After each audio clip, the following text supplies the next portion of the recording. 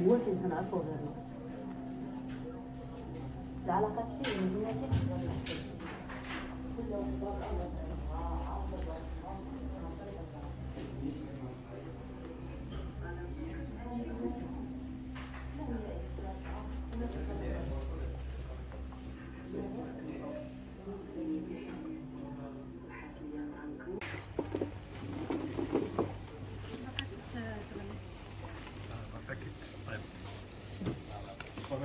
Et donc vous pouvez me donner la consistance de la soupe?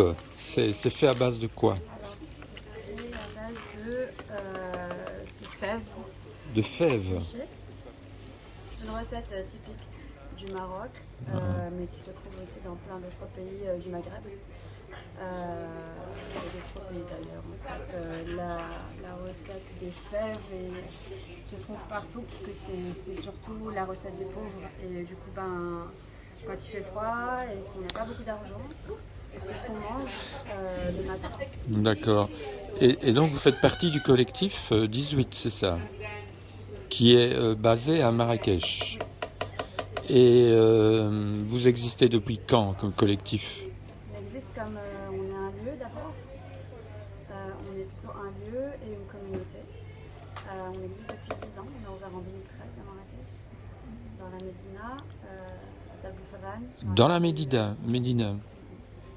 L'adresse c'est? C'est 18 Table Farran. C'est la rue du Four de notre quartier, du quartier Riyad Larousse. Et comment vous faites pour survivre à Marrakech? Vous avez des subsides de la ville? On va prendre le petit-déj et après on va parler de ça autour de notre Bessade. Si vous voulez faire une donation, vous êtes libre, mais c'est gratuit. C'est offert par la Documenta. C'est offert par le 18. On n'a pas de leader.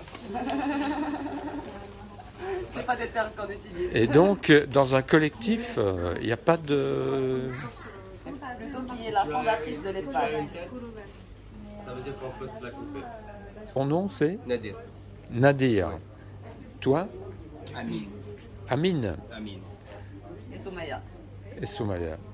Et donc, vous faites partie tous les trois du collectif depuis 2000, c'est ça? Non, l'espace existe depuis 2013. C'est Leïla qui est la fondatrice. Ah, c'est Leïla. Et au départ, c'est un espace d'art avec une programmation annuelle. Mais aujourd'hui, on se définit plus comme une plateforme collective. Parce que au sein du 18, on gère tous des projets différents avec des axes de recherche différents qui, des fois, on a des intersections entre nous, comme des fois, on peut juste travailler ensemble. Genre, quand c'est le projet, par exemple, de Leïla, on peut l'aider par rapport à l'organisation, la communication. Si c'est un projet qui est le nôtre, par exemple, Awel, le reste de l'équipe nous supporter. Donc, on externalise les coûts, comme on dit, sur les autres. D'accord. Pour pouvoir continuer, parce qu'on est un espace indépendant, donc on n'a pas d'une rentrée de fonds. Mais comment vous faites pour survivre à Marrakech quand il n'y a pas de collectionneurs, qu'il n'y a pas de galerie, enfin très peu de galeries? Comment fait un artiste pour survivre? C'est pas une galerie marchande, c'est pas un espace marchand. Si on a des expositions au 18, c'est réellement une finalité de recherche. L'exposition n'est pas l'output premier. C'est-à-dire que même ici aujourd'hui, on devait faire une exposition aussi à Cassel qu'on a annulée, si vous avez lu le texte curatorial qu'on a fait. L'exposition est que le fruit d'une recherche ou d'un travail de longue haleine ou d'une résidence. Mais l'exposition n'est jamais une finalité et on n'est pas... J'ai pas lu le texte. Hein. C'est quoi? Vous avez été censuré ou c'est quoi? Non, c'est juste qu'on a décidé que ça ne faisait pas sens de faire une exposition ici parce qu'il y a beaucoup de problématiques en tant qu'artiste du Sud global, de venir ici au Nord, en pays, on va dire, dominant. Qu'est-ce que ça veut dire de montrer notre travail quand on est aussi enraciné dans notre localité et que notre travail est aussi est un travail de communauté, un travail de recherche de fond qui peut-être ne peut pas être vraiment bien traduit si on le ramène ici. Donc il va être peut-être, on peut dire, dépaysagé ou ou décontextualiser d'une façon qui peut permettre, qu'on peut risquer qu'il soit exotisé. Et on ne cherche pas à être exotisé, comme on a bien écrit là-bas. On ne peut pas être vu comme. On ne veut pas que des œuvres marocaines soient vues avec un œil orientaliste. Donc pour éviter ça, on a décidé de faire comme un centre de relaxation. On peut dormir, on peut retrouver une programmation publique, on peut retrouver des livres, des films, et aussi une filmothèque marocaine de 1950 à 1990. Tu choisis ton film et tu regardes. Ah d'accord, donc des archives. Ouais. Des archives. Et vous avez envie de faire passer quel message alors? Si l'exposition n'est pas une chose, une finalité en soi, qu'est-ce que vous voulez faire passer comme message? Que l'exposition n'est pas. Que le fait de faire une exposition n'est pas nécessairement Une finalité. Une finalité ou Ça, le j'ai but- compris. Le but de l'art. Mais ici, c'est pas un centre touristique non plus. Hein, c'est la Documenta, donc c'est un lieu où les artistes viennent proposer des choses. Donc ici, qu'est-ce que vous proposez? Cette année, la Documenta, c'est un collectif qui fait la curation et on croit qu'aujourd'hui, ce n'est pas l'œuvre finale qui parle d'elle-même, mais plutôt tout le travail qui vient avant, tous les échanges qui viennent avant, Donc, on s'est donné aussi cette opportunité de venir ici parce que on a commencé le travail avec Documenta genre il y a une année, donc en ligne, sur Zoom. Et donc, il faut dire, vous avez été invité par une... Qui? Rouen Grupa, c'est la collectivité de la curation. Que vous connaissiez depuis longtemps? Non. On a été contacté par eux parce que ils ont fait un travail avant pour sélectionner des collectifs de chaque région. Ah d'accord. Donc forcément, ils ont eux aussi des advisors régionaux qui travaillent sur la région nord-africaine et Middle East. Et forcément, c'est de là où ils ont entendu parler du 18 et on a été sélectionnés. C'est pas le 18 qui est parti vers Rouen Grupa ou vers la Documenta. Et je pense que la majorité des collectifs qui sont là ne sont pas attirés par cette grande institution qui est la Documenta et qu'une grande partie ne connaissait pas la Documenta avant. Mais c'est réellement d'être ensemble Donc et d'apprendre des autres approches. Donc la finalité finalement pour nous, au lieu de juste venir et mettre nos travaux sur des murs, c'est juste d'être là. Qu'est-ce que ça veut dire de juste proposer des choses à Kassel, en Allemagne, sans forcément être nous-mêmes, nos corps, et réfléchir ici et voir c'est quoi la dynamique ici. Donc peut-être que si aujourd'hui on veut faire une exposition à Kassel, ça sera pour 1 an ou 2 ans, mais pas de le faire en amont et venir sans savoir. Je sais pas. Parce qu'il y a une critique aussi de ce qu'on appelle l'universel ou l'art universel. Est-ce que l'art universel existe vraiment? Est-ce que si on ramène des œuvres du Maroc qui sont nées dans un certain contexte, fait avec des matières que nous on connaît, donc si on expose cette œuvre au Maroc, le public marocain va reconnaître des éléments dedans, va pouvoir le comprendre même sans texte quelquefois. Donc de le ramener ici, Et c'est quoi d'expliquer, de surexpliquer. La définition de l'art pour vous? C'est quoi? C'est une bonne question ça. C'est Hein? l'engagement.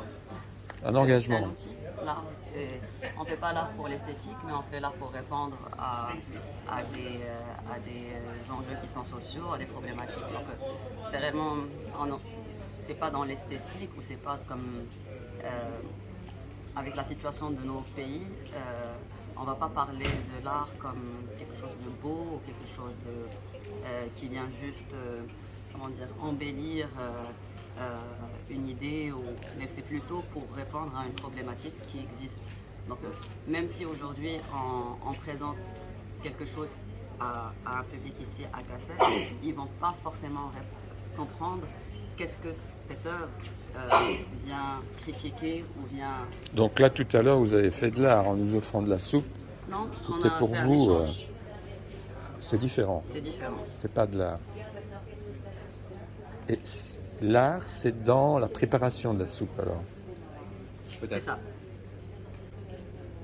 C'est de tout mettre ensemble. Mais plutôt, ce qu'on offre à la fin, c'est d'être avec les autres. Donc, même pour un artiste, est-ce que l'art pour un artiste, c'est de voir son œuvre finale, ou bien toutes ces années qu'il a passées dans son atelier? Il y a plusieurs artistes qui vont travailler leur œuvre et à la fin, ils vont préférer Mettre le pas processus en avant. On peut, Quoi. par exemple, le salon qu'on a fait.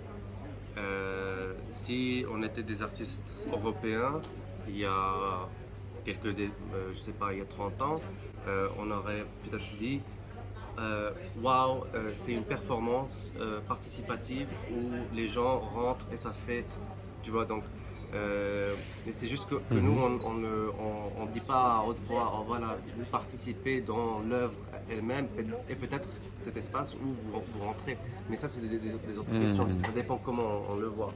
Pour nous c'est on dit en anglais un relief center, un espace où on peut respirer un peu de cette méga exposition, de cette concentration d'œuvre après œuvre après œuvre, tu peux t'épuiser. Donc, nous on invite les gens à prendre du recul, exactement. Judith, viens un peu.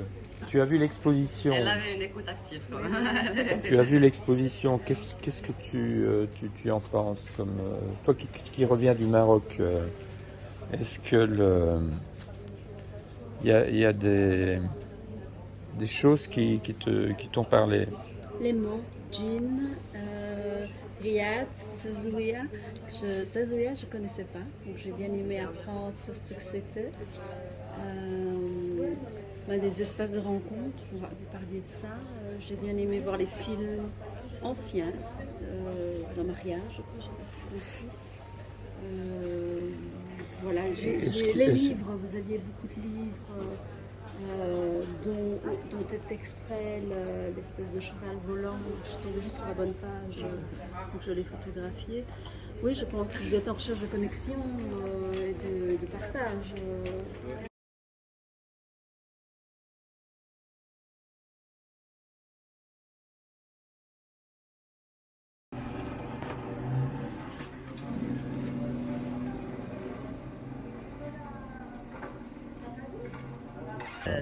Même dans cette vidéo, c'est vraiment la définition du 18 en tant qu'espace. Que si vous partez chercher le 18 dans la Médina, dans le quartier où on est, il n'y a aucune signalétique pour vous dire qu'il y a un espace d'art ou un centre culturel dans cette ruelle ou dans cette ruelle. Si vous arrivez, il faut demander au boucher ou aux petits gamins qui jouent au foot à côté, montrez-moi la porte du 18 et ils vont vous ramener. Donc, comme si vous allez chercher une famille ou votre ami qui habite dans les ruelles à la Médina, il va se perdre, ben c'est le voisinage qui va vous montrer là, parce que toutes les ruelles se ressemblent. Et même la porte du 18, même de l'extérieur, le 18 c'est juste le nom de l'adresse. Notre adresse est 18 Darb el Farran aussi. Donc même par rapport au nom de cet espace, on n'a pas voulu que ça soit une proposition externe à ce petit derb où on est installé. Donc de l'extérieur, c'est une maison comme toutes les autres. Et aussi à l'intérieur, parce qu'il y avait un espace de résidence au 18 à l'intérieur. Donc c'est ce qu'on a essayé de faire là, c'est comment on peut... Et c'est l'espace qui est collectif. Nous, on peut travailler des fois à titre individuel, mais c'est l'espace qui nous fait de nous notre travail et collectif.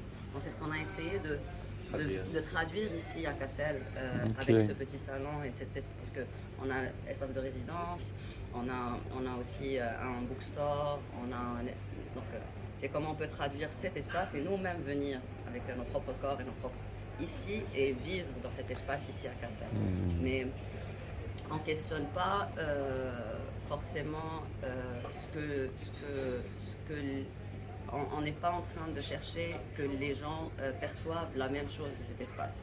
Parce que même au sein de notre propre équipe, vous demandez à Nadir de définir le 18, il n'aura pas la même définition que moi. Vous demandez à Leila de définir le 18 ou à Amine, chacun a sa propre relation avec cet espace. J'ai moi-même fait partie du 18 au départ en prenant en charge des résidences et en faisant partie de l'équipe en tant Ouais, j'ai compris. C'est Et un outil, finalement, ça je reste porte un un outil. projet, parce que j'ai même moi-même mes propres questionnements, mes propres axes de recherche. Donc l'espace du 18 m'offre cet espace pour ouvrir ce questionnement avec la communauté avec qui je travaille et dont je fais partie aussi. Donc c'est...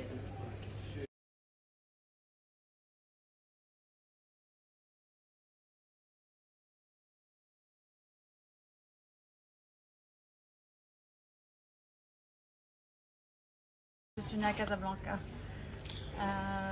À propos, avant de continuer, j'ai vu qu'il y avait un musée collectif à Casablanca. Oui. Qu'est-ce que c'est que ce concept de... Après, on fera ce concept de musée collectif, Ouais. J'avais jamais entendu parler d'un musée collectif. C'est quoi exactement ça? Le musée collectif de Casablanca, c'est un projet de l'atelier de l'Observatoire, qui est un projet d'artiste, d'un artiste marocain, qui a été monté, l'atelier de l'Observatoire a été monté à la base par Mohamed Fariji et Léa Morin, et c'est un projet qui s'intéresse aux histoires de Casablanca au travers des histoires des gens C'est et ça. des quartiers. C'est une archive de témoignages. C'est une archive personnelle des gens de quartier. Des gens du quartier, Fonctionné quoi. par quartier. L'atelier d'Observatoire, c'est un projet qui s'est déployé sur plusieurs formats, mais qui à chaque fois avait cet aspect participatif. Et Ok. c'est vraiment le cœur de cette proposition. Donc c'est vraiment le cœur, le rapport du citoyen Exactement. à l'artiste. Et donc toi-même, tu es artiste plasticienne, c'est ça? Oui, maintenant, mais quand je suis arrivée à Marrakech, je ne l'étais pas. Enfin, en tout cas, D'accord. je ne me considérais pas comme ça. Je commençais ma pratique et j'avais commencé avec la photographie à l'époque.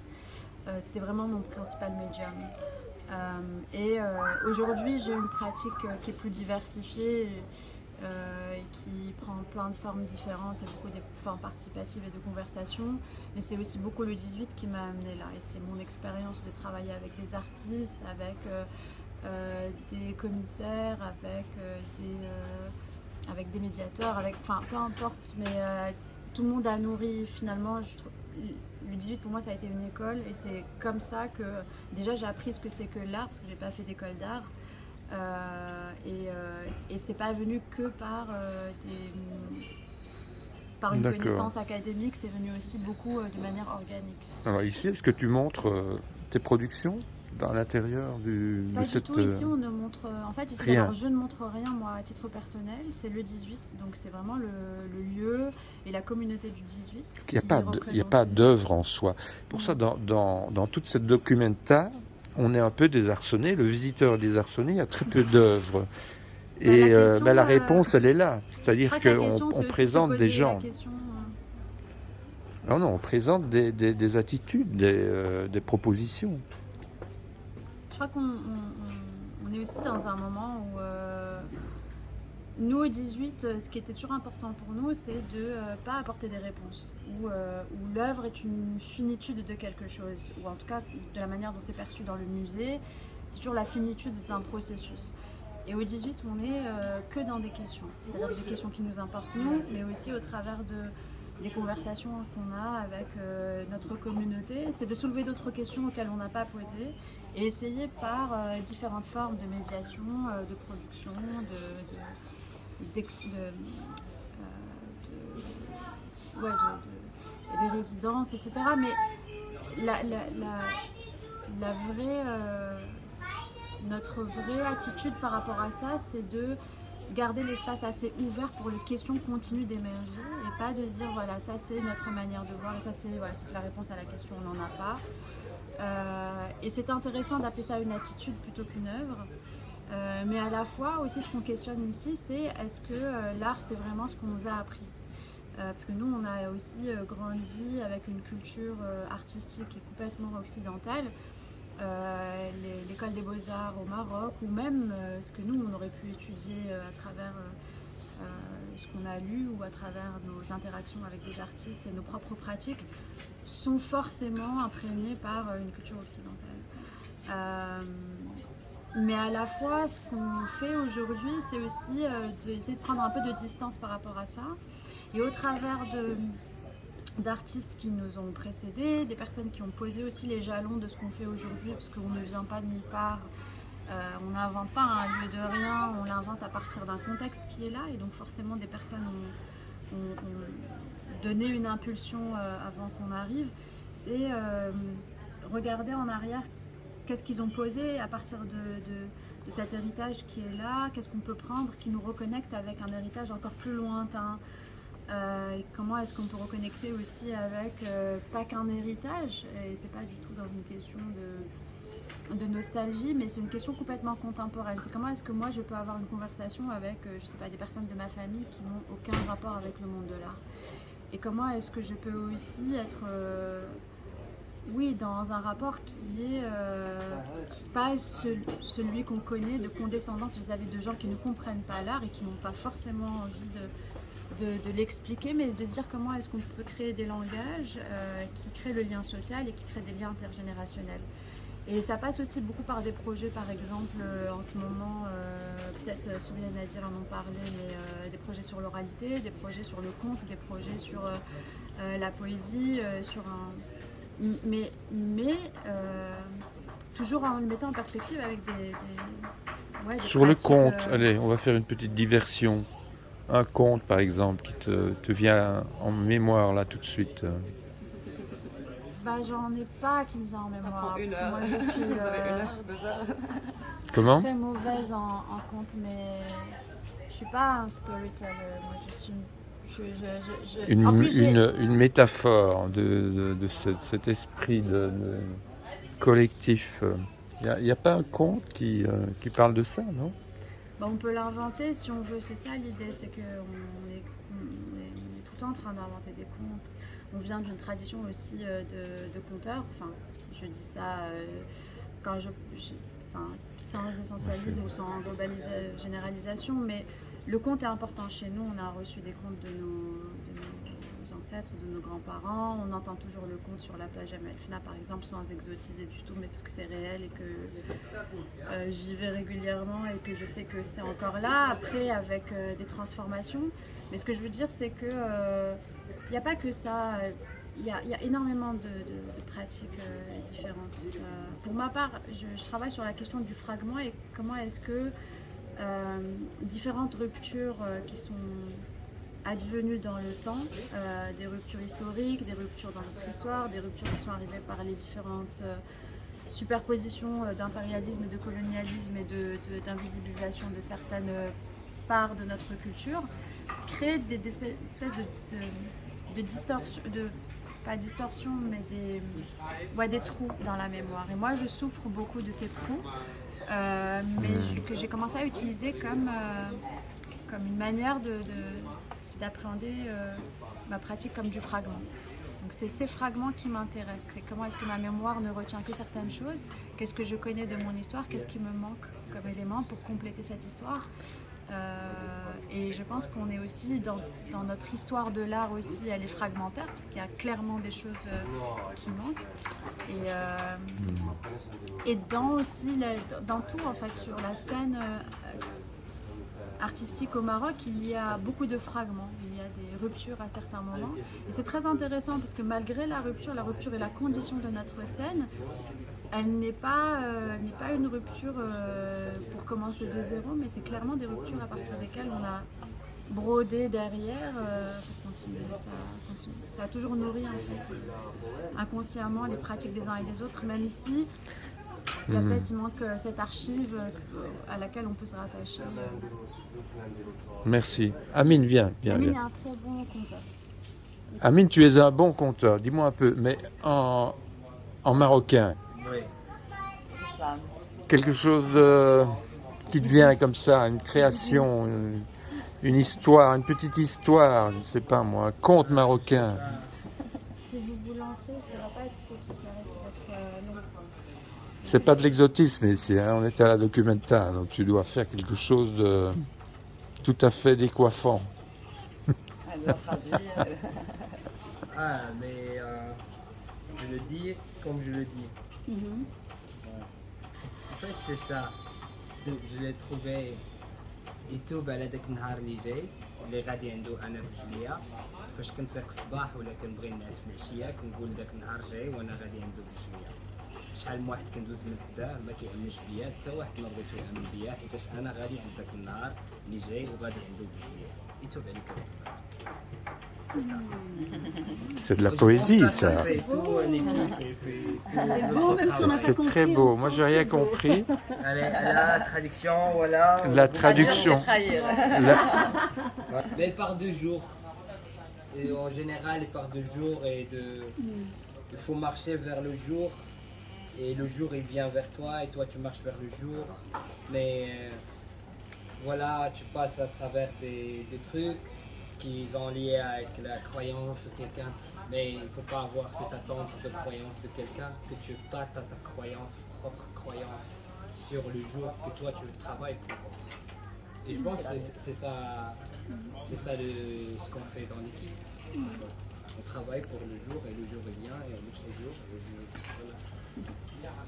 Voilà. Allez. C'est très beau, en tout cas. Merci.